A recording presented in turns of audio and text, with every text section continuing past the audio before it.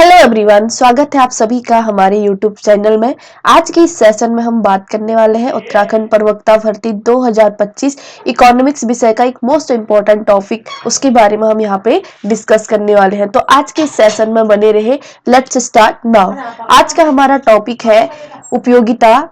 उपयोगिता के बारे में हम जानेंगे कि उपयोगिता किसे कहते हैं, उपयोगिता क्या होती है एंड देन इसकी क्या क्या विशेषताएं हैं। इसके बारे में आज के इस टॉपिक में हम डिस्कशन करने वाले हैं, तो बने रहे आज के इस सेशन में। फर्स्ट ऑफ ऑल हम जानेंगे कि मीनिंग ऑफ यूटिलिटी, जो उपयोगिता होती है उसका क्या अर्थ होता है। बेसिकली अगर हम उपयोगिता का मतलब जाने तो किसी पदार्थ के उपभोग या प्रयोग से मिलने वाली जो संतुष्टि होती है उसी को हम क्या कहते हैं, उपयोगिता कहते हैं। जैसे फॉर एग्जाम्पल सूर्य की रोशनी, हवा, पानी इत्यादि, इनसे जो भी आनंद की अनुभूति होती है या इनसे जो भी संतोष मिलता है वही क्या कहलाता है, हमारा उपयोगिता कहलाता है। अब हम इकोनॉमिक्स की वे में यहाँ पे उपयोगिता का अगर मीनिंग जाने तो इकोनॉमिक्स की भाषा में उपयोगिता का अर्थ होता है किसी पदार्थ के उपभोग से मिलने वाली संतुष्टि।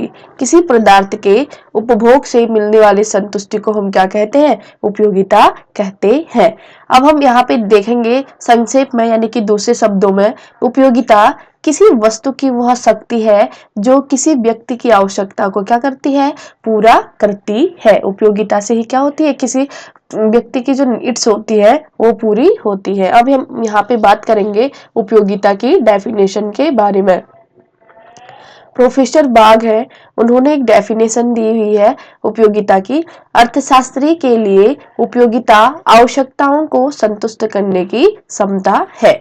की जो प्रोफेसर बाग है वो कहते हैं कि अर्थशास्त्री के लिए उपयोगिता आवश्यकताओं को संतुष्ट करने की एक क्या है, क्षमता है, जिससे कोई भी उपभोक्ता होगा वो क्या कर सकता है, अपनी क्षमता को पूर्ण कर सकता है या संतुष्ट कर सकता है। उसी प्रकार प्रोफेसर एडवर्ड नेविन ने एक डेफिनेशन दी है, उपयोगिता का अर्थ उस संतुष्टि, आनंद या लाभ से है जो किसी व्यक्ति को धन या संपत्ति के उपभोग से प्राप्त होता है।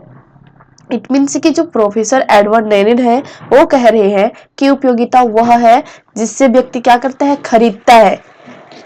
खरीदने से जो उपभोग करता है उससे क्या होता है, वो प्राप्त होता है। यहाँ पे उपभोक्ता को क्या करना पड़ता है, अपना पैसा खर्च करना पड़ता है, तब जाकर के उसको उपयोगिता प्राप्त होती है।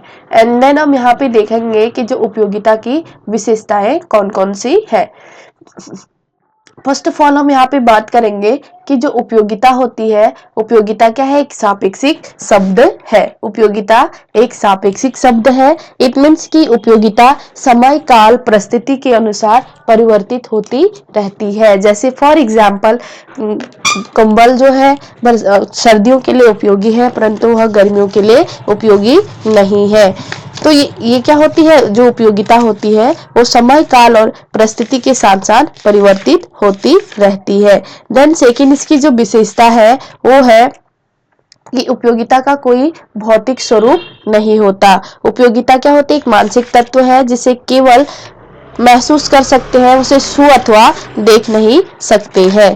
तो उसके बाद हम यहाँ पे देखेंगे इसकी थर्ड विशेषता क्या है, उपयोगिता का संबंध फलदायकता या लाभदायकता से नहीं होता है। इट मीन्स कि कोई वस्तु ऐसी भी हो सकती है जो किसी वस्तु की आवश्यकता की, जो किसी व्यक्ति की आवश्यकता की क्या कर रही है, संतुष्टि कर रही है, परंतु वह उसके लिए लाभदायक ना हो। जैसे फॉर एग्जाम्पल शराब एक शराबी के लिए आवश्यकता को तृप्त तो करती है परंतु उसके स्वास्थ्य को क्या करती है, हानि पहुंचाती है। फिर भी अर्थशास्त्र में जब उपयोगिता का अध्ययन किया जाता है तब उसका जो हानि पक्ष होता है उसको गौर रखा जाता है या उसको इग्नोर किया जाता है। एंड देन हम यहाँ पे देखेंगे इसकी नेक्स्ट विशेषता, उपयोगिता आवश्यकताओं की तीव्रता पर निर्भर करती है। इट मीन्स कि जो वस्तु जितनी तीव्र आवश्यकता की पूर्ति करती है उसमें उतनी ही अधिक उपयोगिता होती है। जैसे फॉर एग्जाम्पल प्यास के समय पानी की उपयोगिता सबसे अधिक होती है परंतु प्यास मिट जाने पर पानी की उपयोगिता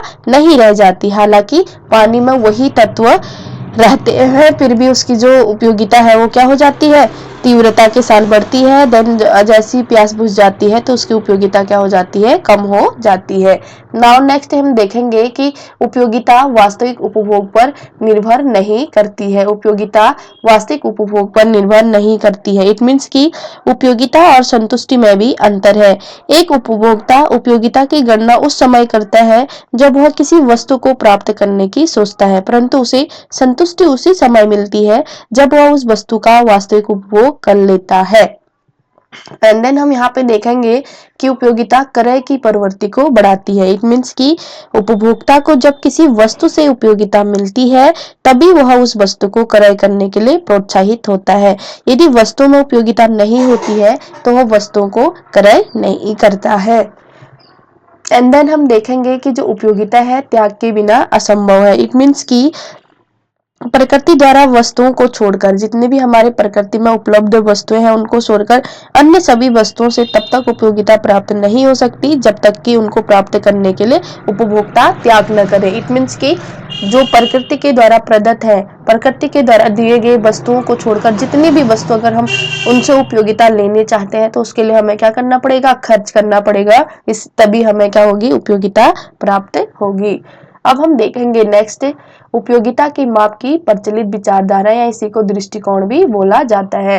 तो पहला जो दृष्टिकोण है वो है गणनावाचक दृष्टिकोण, जिसे बोला जाता है कार्डिनल अप्रोच। एंड सेकंड है क्रमवाचक दृष्टिकोण, ordinal approach.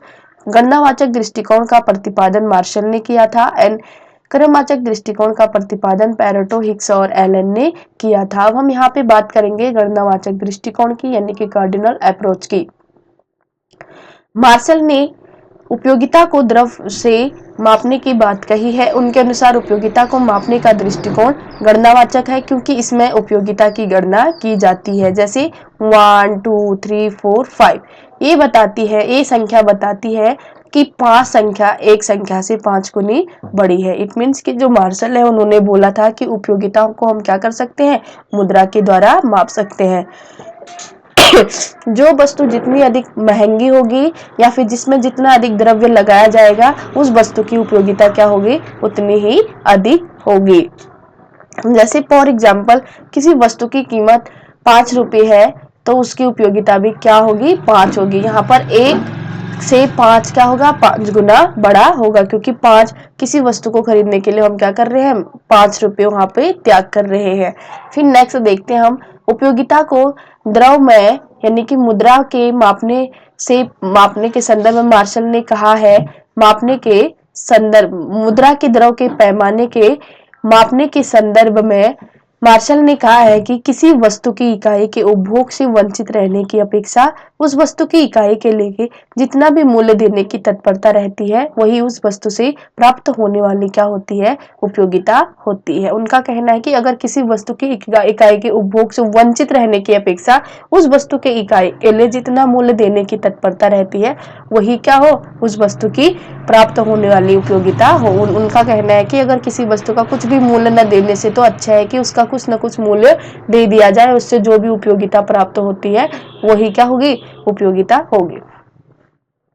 And then martial ने बोला है, एक और कथन बोला है कि व्यक्ति